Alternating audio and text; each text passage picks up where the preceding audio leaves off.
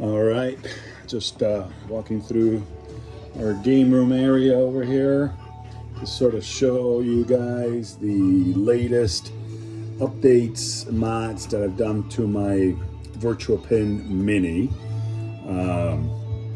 So let me just start out with what I just kind of finished doing this week today. Let me go down here and show you guys, at least you can see some of it. So what I did this week was I installed SSF surround sound feedback, which basically entails adding a 7.1 channel amp or sound card, I mean, and then 2 additional amps, which are this one, the one in the back, to my existing 2.1 channel.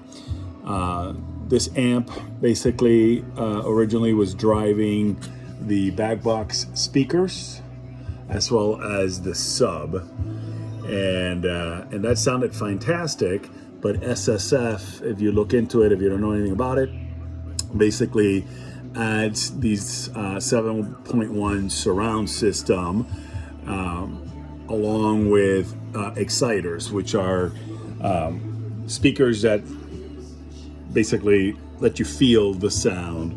And there are 2 exciters in the rear of the play field, and then 2 more on the front. You can see that's one of the exciters on the left. This is the second one on the right? And then VPX, and through other mods, you can enable.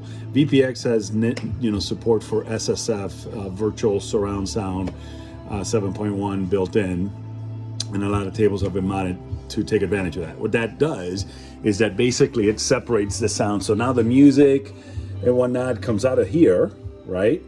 But the mechanical sounds of a table, right? The coin drop, the ball drop, the flippers, the bumpers, anything mechanical comes from the exciters. And not only does it sound come from here as opposed to coming at you, it's separated based on location. So you can, if you hear the ball on this side, if the ball is up here on the game, you can hear it up there, over here, or throughout. So you get positional sounds as well as tactile feedback if you tune it right, and it is amazing. Okay, so that was SSF, and to make this work, this is a Virtuapin Mini, so very limited space. I ended up having to build a shelf, removable shelf, because you got to be able to get in there and work on the cab. So I built this removable shelf. I rewired and reworked everything to fit it in here. Like I said, we have the front sub, or the front amp, the rear amp, the 2.1 amp, right? And then down below the additional components and the subwoofer, which is shared between the rear speakers and the exciters. In addition to that, I also then added 2 Flipper Solenoids, right, to supplement the surround sound feedback, and you can see them right here. Here's one with a corresponding control board, and here is the second one. All right, and these are Flipper Solenoids, and the kit is made by Cleveland Software Designs. Phil at Cleveland Software Designs basically created this kit that basically wires directly to the flippers, and what that allows is basically the Flipper solenoids will fire and give you aural and tactile feedback. And it's not only limited to tables that have DOF or DOF links. In other words, Future Pinball, FX2, you name it. Now these flippers, when you hit the flipper, you'll hear it.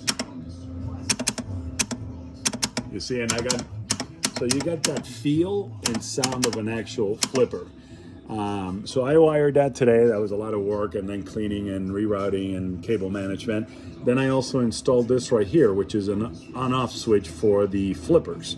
Because if I ever wanted to play in super quiet mode, right, I can, as you can hear, I can toggle this switch, and now we're back to normal mode on the flipper buttons that basically make no sound. So, all right, that was the big project this week. Now, in terms of software, here's I run Pinball Emporium. when I power up the system, the cabinet, it automatically launches to Pinball Emporium. But a couple of things is I created guides on the screens for the players, you know, basically showing somebody who doesn't know how to operate the table. And then shows up in the back glass, and it also, what I did is I created this image down here that you see flashing, right? And it just blinks to get the person's attention. And again, it just shows you how to operate the table depending on what part, where you're at. So here in the Pinball Emporium menu, right? Basically the flippers and the magnet saves allows you to browse tables or browse categories, right? So if you look at the top, right? The magnet save, the white buttons is what's doing that, right? And then, you know, it's cycling through the different categories. And then the flippers, right, allow you to go up and down on the tables as you're browsing. And then I got other things configured. I got, you know, play the game, how to quit the game. I programmed this button to basically do a random table, which I love that, right? So that was the other, you know, the other enhancement that I made. And I'll just, not even sure which version of Indiana Jones I just loaded. But anyhow, the surround sound feedback and then the solenoids brings virtual pinball to a whole different experience. I mean, here, for example, right now, you guys can't hear this, but that sound was coming from right there. And right, and that is what you're hearing right now is a solenoid only because the game hasn't started. So I'll drop coin, and I just realized I got the volume turned down. So let me turn it up to normal playing level. All right, so dropping coin, and again, the funny thing is that sounds that coin is dropping in the mechanism down here. Okay, we'll do start. All right, and again, you can feel and hear. There, so on those bumpers up there, I can feel them hitting. I can see and know where the ball is. Yeah, it's hard to play with one ball. And again, everything sounds. The sounds come from where in the table the action is happening. It's just amazing. And then, like I said, adding the solenoids just gives even more tactile feedback. It feels like you're pushing a real flipper button, basically. So it's great.